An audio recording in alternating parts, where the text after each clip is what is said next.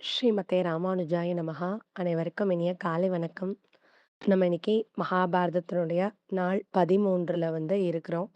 இதுவரைக்கும் நம்ம என்ன கதை பார்த்துருக்கோம் அப்டின்னா, ஏற்கனவே பகுதி 1 நம்ம கம்ப்ளீட் பண்ணியிருக்கிறோம். அம் அந்த ஜனமேஜயன் ராஜா சர்ப்பசத்ர யாகத்த எதுக்காக நடத்துனாரு? எதுக்காக நிப்பாட்னாரு? அதுக்கப்புறம் எப்படி மகாபாரதம் கேட்க ஆரம்பிச்சாரு? அப்படின்ற அந்த சரிதத்த தான் பகுதி 1ல நம்ம ஃபுல்லா பார்த்தோம்.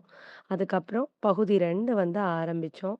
அதுல சந்தனு மகாராஜாக்கு முன்னாடி உள்ள தலைமுறைகள்ல நம்ம பார்க்கணும் அப்படின்னு சொல்லி, பிரம்மாலருந்து ஆரம்பிச்சோம். முதல்ல பிரம்மா எப்படி தோன்றுனாரு? பகவான் எப்படி பிரம்மாவ படைச்சாரு? அப்படின்றத பார்த்தோம். அதுக்கப்புறம் பிரம்மா தனது மானச குமாரர்கள எப்படி படைச்சாரு? அப்புறம் ரிஷிகள் எல்லாம் எப்படி படைச்சாரு? அப்படின்றத பார்த்தோம். அதுல அத்ரி மகரிஷி அ எப்படி தவம் இயற்றி, அவருடைய தவத்தின் ஒளியால சந்திரன் எப்படி பிறந்தாரு? அப்படின்ற அந்த சந்திரனுடைய வரலாறையும் பார்த்தோம். அதுக்கப்புறம் சந்திரன் குரு பிரகஸ்பதியினுடைய மனைவிய கடத்தி சென்று புதன எப்படி பெற்றாரு? அப்படின்றதையும் நம்ம பார்த்தோம். அப்போ இந்த வம்சாவளியில முதல்ல இருக்கிறது பிரம்மா, அவர பார்த்துட்டோம். அதுக்கப்புறம் அத்ரி மகரிஷிய பார்த்தாச்சு. அதுக்கப்புறம் சந்திரன் பத்தியும் பார்த்தாச்சு. ஸோ 3 பேர முடிச்சுட்டோம். அதுக்கப்புறம் 4வது புதன தான் இன்னைக்கு பார்க்க போறோம். புதனோட கதை என்ன? அப்படின்றத தான் இன்னைக்கு நம்ம பார்க்க போறோம். ஏற்கனவே நம்ம பார்த்தோம். புதன் சந்திரனோட மனைவியான ரோகிணியாலயும், கார்த்திகையாலயும் ரொம்ப அன்போட வளர்க்கப்பட்டாரு. அதுல ரோஹிணிய அவருக்கு ரொம்ப பிடிச்ச ஒரு அம்மாவா இருந்தாங்க. ஆனா, அவர் வளர்ந்து வந்த பிறகு தன்னுடைய பிறப்பினுடைய ரகசியத்த தெரிஞ்சுக்கிறாரு. தான் எப்படி பிறந்தோம் அப்படின்னு தெரிஞ்ச உடனே அவருக்கு ரொம்ப ஒரு அவமானமா கருதுறாரு. இந்த அளவுக்கு தன்னோட தந்தை மோசமா நடந்து நம்ம பிறந்திருக்கோம் அப்படின்றது தெரிஞ்சதுனால அவமானத்தால கூனி குறுகுறாரு. அப்ப என்ன செய்றாரு அப்படின்னு பார்த்தீங்கன்னா, ஒரு காட்டுல போயி ஒரு தவம் இயற்ற ஆரம்பிக்கிறாரு நாராயணன நோக்கி. இந்த மாதிரி என்னோட பிறப்பு களங்கம் உள்ளதா இருக்கு. இத எப்படியாவது அதாவது பிறந்தத மாற்ற முடியாது. ஆனா, இனி வரப்போறதையாவது செம்மையா சீர்படுத்தணும் அப்படின்னு நெனச்சு என்ன செய்றாரு அப்படின்னா, நாராயணன குறிச்சு தவம் இயற்றுறாரு. அப்போ என்ன அப்படின்னா, அவர் நவக்கிரகம் அப்படின்ற ஒரு ஸ்தானத்துக்கு உயர்த்தப்படுற அளவுக்கு அவர் அந்த அளவு கடுமையான தவம் இருந்து நாராயணன் கிட்ட இருந்து வரம் வாங்கி, அ ஒரு கிரகங்கள்ல ஒருத்தரா மாற்றப்படுற அளவுக்கு வளர்ந்துர்றாரு. அப்படி ஆனாலும் என்ன செய்றாரு அப்படின்னு பார்த்தா, காட்டுல ஒரு குடில்ல தான் ஒரு தவ யோகி மாரி தான் வாழ்ந்துட்டு இருக்கிறாரு. அப்போ அந்த நேரம் என்ன அப்படின்னு பார்த்தீங்கன்னா, தேவ கன்னிகைகள்ல ஒரு பெண் புதனுடைய அழகுல மயங்கி, "நான் உன் கூட வாழணும்" அப்படின்னு சொல்றாங்க. அப்ப புதன் அத மறுக்கிறாரு. காரணம் என்ன அப்படின்னு பார்த்தா, "என்னுடைய பிறப்பு இப்படி ஆயிடுச்சு. நாளைக்கு எனக்கு பிறக்க போற பிள்ளை இந்த மாரி தவறான ஒரு குழந்தையா இருக்கக்கூடாது.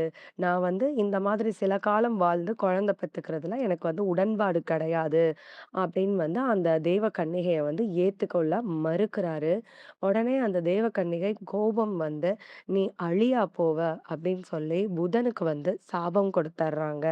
அப்போ புதனுக்கு ரொம்ப வருத்தமா இருக்கு. நான் எந்த தவறுமே நான் பண்ணல. ஆனா கூட எனக்கு ஏன் இந்த மாதிரிலாம் நடக்குது அப்படின்னு சொல்லிட்டு மறுபடிக்கும் அவர் சிவபெருமான குறிச்சு தவம் இருந்து, ஆம் திருவெண்காடு அப்படின்னு இன்னைக்கும் அந்த ஸ்தலம் புதனுக்குரிய பரிகார ஸ்தலம்னு சொல்லக்கூடிய அந்த இடமா இருக்குது அப்படின்னு சொல்றாங்க. அந்த இடத்துலருந்து தவம் இருந்து சிவபெருமானுடைய கருணையினால அந்த அழித்தன்மை நீங்க பெற்றாரு அப்படின்னு சொல்றாங்க. அதுக்கப்புறமும் புதன் என்ன பண்றாரு அப்படின்னு பார்த்தா, மறுபடிக்கும் அதே குடில்ல குடிசை கட்டி அங்க ஒரு ஒரு தவ வாழ்க்கை மாரி தான் வாழ்ந்துட்டு இருக்காரு. இப்போ புதனுக்கு கல்யாணம் ஆகப் போகுது. அவர் யார கல்யாணம் பண்ணிக்கிட்டாரு அப்படின்னு பார்த்தா, அந்த பொண்ணுக்கு ஒரு சரிதம் இருக்கு.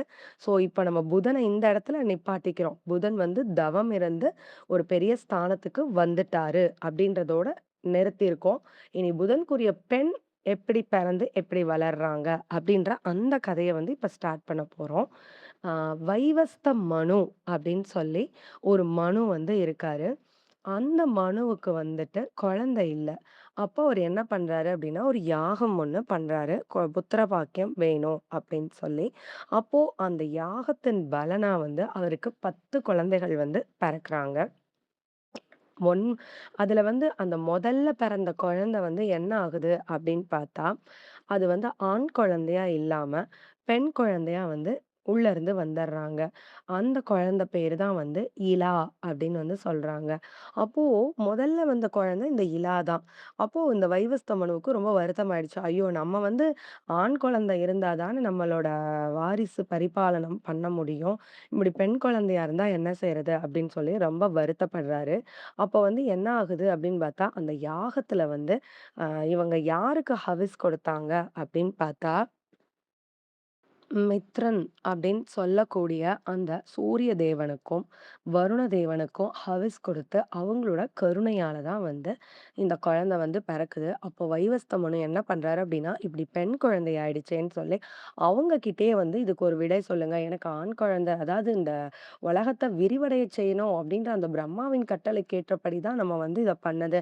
ஆனா பெண் குழந்தை ஆயிடுச்சே என்ன பண்ண? அப்படின்னு கேட்ட உடனே, அந்த 2 தேவர்களும் என்ன பண்றாங்க அப்படின்னா, "நீ வந்து எங்களோட மகள் தான்" அப்படின்னு சொல்லி, ஆனா நீ வந்து வைவஸ்த மனுவுக்கு ஆண் வேணும் அப்படின்ற ஆண் வாரிசு வேணும் அப்படின்றதுனால, நீ வந்து சுத்யும்னன் சுத்யும்னன் அப்படின்ற ஒரு ஆண் குழந்தையா மாற்றப்படுவாய். நீ இருந்து இந்த நாட்ட ஃபுல்லா நீ நல்லா ஆட்சி செய் அப்படின்னு சொல்லி, அந்த இலா அப்படின்ற அந்த பெண் குழந்தைய என்ன செய்றாங்க, சு சுத்யும்னன் அப்படின்ற பேர் கொண்ட ஒரு ஆண் குழந்தையாவே மாத்தி கொடுத்துர்றாங்க. அதுக்கப்புறம் அந்த வைவஸ்த மனுவுக்கு அடுத்து 9 குழந்தைகள் வந்து பிறக்குறாங்க. ஸோ இந்த 10 பேரும் அவருடைய அந்த நாட்ட வந்து ஆளுக்கு பிரிச்சு எடுத்து அங்கங்க நல்ல சிறப்புற ஆட்சி செஞ்சுட்டு இருக்காங்க. இப்ப இந்த சுத்யும்னன் என்ன பண்றாரு அப்டின்னா, ஒரு நாள் வந்து வேட்டைக்காக காட்டுக்குள்ள வந்து வராரு. அப்படி காட்டுக்குள்ள வர்ற இடத்துல அது எந்த இடம் அப்படின்னு பார்த்தா, இந்த புதன் பகவான் ஆல்ரெடி வந்து அங்க குடில் அமைச்சு இருந்துட்டு இருக்காரு இல்லையா? ஸோ அந்த இடத்துக்கு தான் வந்து இந்த சுத்யும்னன் வந்து சேர்றாரு. அப்போ அவருக்கு ரொம்ப தாகமாவும், களைப்பாவும் இருக்கிறதுனால, அங்க ஒரு பெரிய தடாகம் இருக்குது. அந்த தடாகத்துல இறங்கி தண்ணீர குடிச்சிட்டு, சரி ரொம்ப களைப்பா இருக்குன்னு குளிச்சுட்டும் வெளில வராரு. வந்து பார்த்தா, தான் ஒரு பெண்ணாவே மறுபடிக்கும் மாற்றப்பட்டத பார்க்குறாரு. சுத்யும்னனா இருக்கிறவரு எப்படி முதல்ல இலாவா பிறந்தாரோ, ஒரு பெண்ணா தான அவர் யாகத்துல பிறந்தாரு. ஸோ அதே மாரி மறுபடிக்கும் இளையாவே வந்து மாற்றப்பட்டுட்டாரு. அவரோட குதிரையும் பெண் குதிரையா மாறிடுச்சு. அவருக்கு ஒண்ணுமே புரியல. என்ன ஆச்சு? ஏன் இந்த மாதிரி இந்த இடத்துல நடந்தது? அப்படின்னு ரொம்ப வந்து குழப்பத்துல வந்து நேரா வந்து அங்க யாராவது இருப்பாங்களா? யார்கிட்டயாவது விட வந்து தெரிஞ்சுக்கலாமா? அப்படின்னு நெனச்சு என்ன பண்றாரு அப்படின்னா, புதன் இருக்கக்கூடிய அந்த குடில வந்து பார்க்குறாரு. ஸோ, அதனால சரி அங்க யாராவது இருக்கக்கூடும். அவங்கட்ட போய் நம்ம விளக்கம் கேட்கலாம் அப்படின்னு சொல்லிட்டு நேரா வந்து அங்க போறாரு. அங்க புதன் பகவான் கிட்ட வந்து பிரார்த்தனை வைக்கிறாரு. இந்த மாரி நான் வந்து ஒரு ஆணா இருந்தேன். இந்த மாரி இந்த தடாகத்துல வந்து நான் குளிச்சு எந்திரிச்ச உடனே எனக்கு இப்படி ஒரு நிலைமை வந்து ஏற்பட்டுருச்சு. அதுக்கு என்ன காரணம் அப்படின்னு வந்து கேட்குறாரு. அதுக்கு புதன் பகவான் சொல்றாரு, நீங்க நீராடின தடாகத்துக்கு பேரு வந்து பார்வதி தடாகம். அதாவது பார்வதி தேவி வந்து என்ன அப்டின்னா, சிவபெருமானோட ஏகாந்தத்துல இருக்கணும் அப்டின்னு நெனைக்கிறப்போ, ஆனா இந்த முனிவர்கள் அ இவங்கலாம் வந்து எப்ப பார்த்தாலும் ஏதாவது உதவின்னு சொல்லி அவர வந்து தொல்லப்படுத்திக்கிட்டே இருக்கிறதுனால, இவங்களால வந்து சிவபெருமான் கிட்ட ஃப்ரீயா வந்து பேசி எதுவும் பண்ண முடியல. அப்போ இந்த இடத்துலயாவது நம்ம வந்து தனிமையில நிம்மதியா இருக்கலாம் அப்டின்னு நெனச்சு என்ன பண்ணாங்க அப்டின்னா, இந்த இடத்துக்கு வர்றவங்க, இந்த தடாகத்த தாண்டி இருக்கிறவங்க, எல்லாருமே வந்து பெண்ணா மாற்றப்படுவாங்க அப்படின்னு சொல்லி ஒரு சாபம் மாரி அந்த தடாகத்துக்கே வந்து குடுத்துறாங்க. அந்த தடாகத்தினுடைய நீர குடிச்சாலோ, இல்ல தடாகத்துல இறங்குனாலோ, இல்ல தடாகத்த தாண்டி போனாலோ, அந்த பர்ட்டிகுலர் ஏரியால இருக்கிற எல்லாருமே வந்து பெண்ணா மாற்றப்படுவாங்க அப்படின்னு சொல்லி ஏன்னா பெண்ணா இருந்தா அதாவது ஆண்கள் தானே ஏதாவது என்கொயரி வந்து பண்ணிட்டே இருப்பாங்க. ஸோ பெண்கள் வந்து எப்பயும் அமைதியா தான் இருப்பாங்க. ரொம்ப அவங்களுக்கு வந்து தேவை இருக்காது அப்படின்றதுனால, பெண்ணா வந்து அவங்க மாற்றப்படுவாங்க அப்படின்னு சொல்லி பார்வதி தேவி வந்து சொல்லியிருக்கிறாங்க.